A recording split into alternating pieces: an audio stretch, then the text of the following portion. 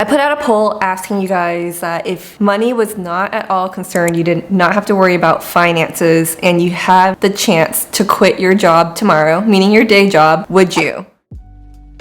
88% of you guys voted yes, and that leaves 12% of you voting no. So I did put out a follow-up question asking, for those who voted no, why did you vote no? So I'm gonna share those responses later. Thank you to those of you who voted and also shared your responses and thoughts. By the way, this is my third attempt at shooting this, not in one day, 3 separate days. So we're gonna talk about this trend of quitting. If you are new here, hi all, I'm Christine. Thank you for tuning in. Consider subscribing and do like the video if you enjoy this video. It also lets me know if you want to see more content like this so we can continue the conversation. Just as a quick little recap of me so that it kind of makes sense as I go a little further into this topic. I started out in my career as a content creator here on YouTube very early on, before you could even monetize your videos. And then this ended up becoming like my full-time thing for a little while. And then I decided to pivot and try out the 9-to-5. So I worked at a couple agencies, and then I got my first full-time role at a larger tech company, and I worked at that company for a few years, and then just earlier this year I decided to quit. If you're familiar with the Great Resignation, I too have quit, and I guess I am a part of the Great Resignation. When I had quit, I didn't know that millions of others were also planning to quit. And this isn't just prevalent here in the United States. There is definitely a trend and movement around quitting. So you may have heard of the I do not dream of labor movement. Of course, it has caught my attention. There is also the lie flat movement happening over in China. It's kind of like a rebellion. Those who are pushing back on working so hard to not really be able to earn the lifestyle that you want anyways. And it's like, why work yourself to death and why get to that point of burnout if it's not really going to surmount to what you really want in the end. I know, it sounds pretty grim when I put it that way. I'm noticing that the reasons why I quit, a lot of people are quitting for the same reasons, whether it's wanting more flexibility, wanting to have more control around how you live your life, there being a shift in values and priorities, and even wanting to just spend more time with family. It's not such an odd thing anymore. I find myself being very transparent about this when I am interviewing, which, by the way, I still am interviewing. Even though I quit earlier this year, I am still keeping myself open to conversations because you really never know. And I thought, for those of you who may be feeling like, oh, I want to quit, what should I do next? That's why I want to offer my perspective, because I've been on both ends now, and maybe this is why I was nervous to make this video, because I am still in the thick of it. Like, what I say could be used against me as I continue down all these interview processes. But I want to be very honest, and I see this as a good thing. If there's a way to just improve our work-life balance overall, but still, of course, companies are wanting you to help them make more money. That's not going away. That's always going to be the case. If we can just make it better for everyone, why would we not want that? And I think finding that balance is going to be really tricky. What I was really wanting to get at is that I am here to offer a different perspective. I don't want to glamorize quitting, but I also think that if you believe that that's the right thing for you to do, and you have some plans set in motion, you've really thought through what's going to happen after, or just even simply have some savings, it might be the right move. I so far have not regretted quitting.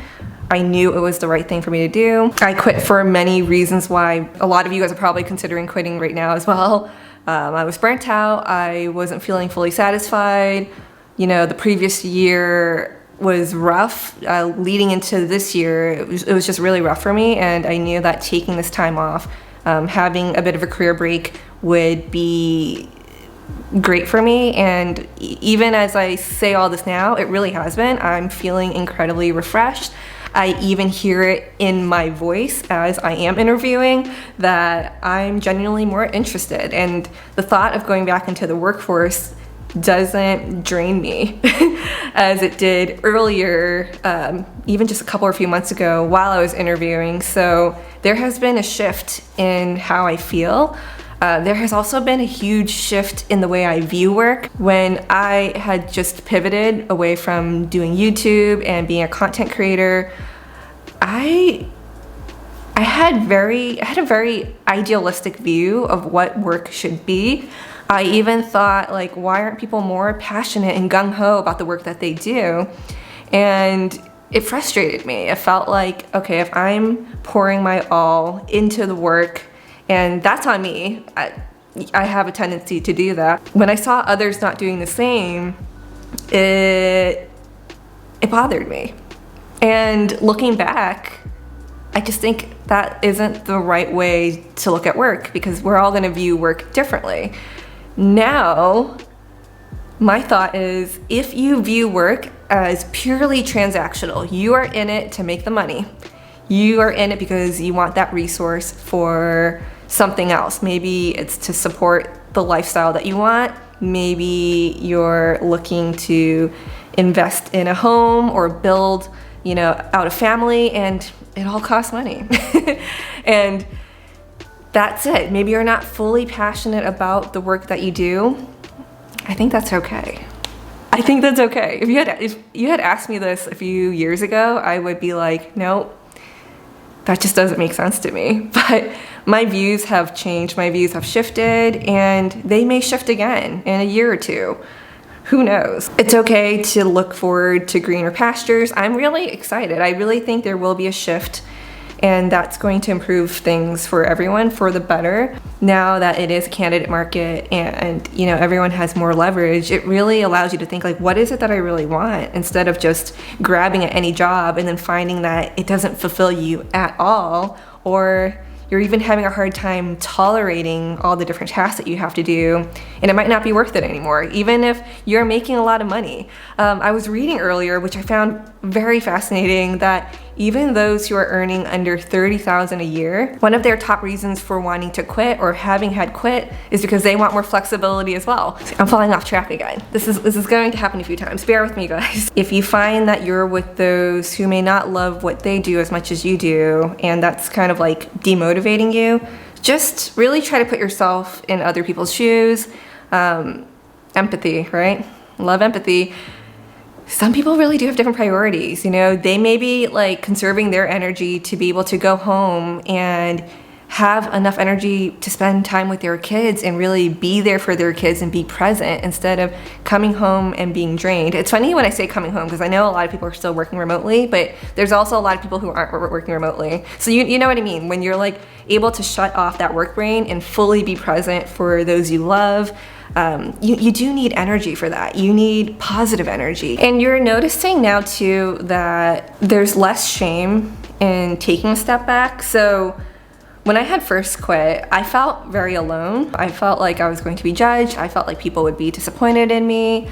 I felt like, oh, they're just gonna see me as like someone who's given up. But I think quitting, just because you quit doesn't equal like giving up. Like, you're not giving up on yourself. You're potentially really serving yourself and serving your mental health. It's just inspiring. Even seeing like Jessica Alba, she's not going back into acting because she wants to be there for her family. I think that's incredible. Simone Biles, who decided to take a step back for her mental health. Life is just definitely going to ebb and flow.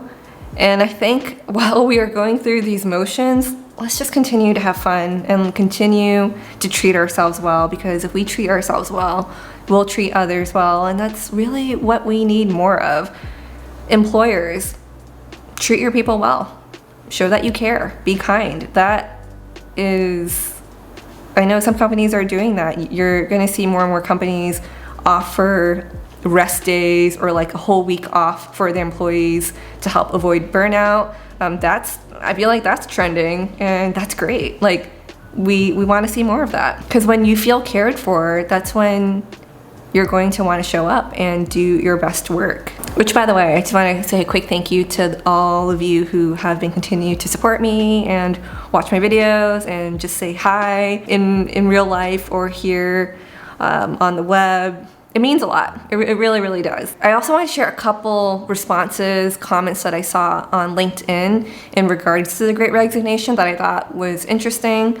So let me just read those out. Regardless of whether workers are in the office or working remotely, companies who are able to shift their culture to give employees permission to be fully themselves and have a life outside of work will be the ones best able to retain their talent. Okay, so for the most part, I really agree with this, and when I first read it, I was like, yeah. But then I read it, and then a couple words in there did make me cringe. Can you guess what it is? It's give employees permission to be fully themselves. So I think if I had to rephrase that, because I feel like the whole giving permission thing, that's the part of the problem. Like, you are not a slave to that company. You're not a slave to the 9 to 5. We need to shift that thinking. Okay, so this is how I would rephrase it. Companies who are able to shift their culture to encourage employees to be fully themselves and have a life outside of work, if they so choose, because they shouldn't be forced to. Not everyone is going to want to bring their full selves to work, and I think that's fine as well. They will be the ones who are going to best be able to retain their talent. It's not easy to declare that your priorities are taking care of your mental health or spending more time with your family when we live in a capitalist system that values work above all else. Whew. So I do want to go ahead and get into some of the responses you guys shared as to why you wouldn't quit tomorrow, even if finances were not at all concerned. I work for a female-owned company that loves their people and the pastries that they make. That sounds so delicious. It's important to keep your mind active. Agreed. That being said, I would totally go part-time. I like to watch the drama at work unfold. I love chaos. Peace sign emoji. I love what I do for work. Not worrying about money would make it better. I teach high school. My job is challenging but satisfying and rewarding. I feel accomplished with my job. Okay, this is a good one. Need time to plan and mentally prepare for such a shift. Otherwise, I'll just Netflix and be directionless. Sweating emoji. I can relate on that one. I love being a nurse and taking care of others. Brings me a lot of joy. Thank you for doing what you do. I love my job, freelance designer, and it helps me maintain me while also being a mom. You guys are amazing, seriously. I love being able to help shape tech culture and help other women and minorities get into tech. Please keep doing what you do. That is, I love it. I'm a critical care doctor, probably at the worst time ever, but I still love medicine. A lot of you guys said you love what you do for a living, or that it would just be too much free time and you might get bored, so might as well work. Thank you guys so much for sharing all that. I did want to leave you with one more thing. So I was texting back and forth with a good friend. She's feeling worn out from work, but she's thinking I don't know what I'm passionate about. I don't know what I would really want to do. So I'm just going to stay at this company. She's feeling stuck. And she said to me, she's like, Christine, you seem to always follow your dreams. You seem to have a lot of different passions. And I told her, I was like, no, that's not necessarily true. I mean, I would love to say and think that of myself, that I am I have all these dreams and that's why I'm able to just go after them and pursue them. But in actuality, I'm just a curious person. There was also a text that I had typed out and I almost texted it to her, but I didn't. I pulled back for some reason, but I'm gonna read it out loud to you guys now. I said, it's okay to not be passionate about your job or your 9 to 5. It took me getting burnt out from my job to accept this. It's also okay to have passions and not want to create a career out of them. I feel like the words passion and purpose can sometimes be crippling. I used to ask myself those questions too, what's my passion? What's my purpose in life? But I never really found it to be that helpful. Now I ask myself, how do I want to show up for this world? Could my experiences in storytelling help other people? Help them feel less alone? Because clearly I really value that. How can I be a better daughter, girlfriend, sister, and friend? If you made it this far, please let me know down below if you are also thinking about quitting, or if you have quit and your reasons for having quit or not quit yet, if that made any sense. I would just really love to hear from you. And if you're someone who is working a 9 to 5, working for someone, and you really love what you do, please also share below, because all those responses you guys sent in actually gave me a sense of hope. It made me really happy to read your responses. That is all, guys. Do give the video a thumbs up if you enjoyed it, and I will see you next time.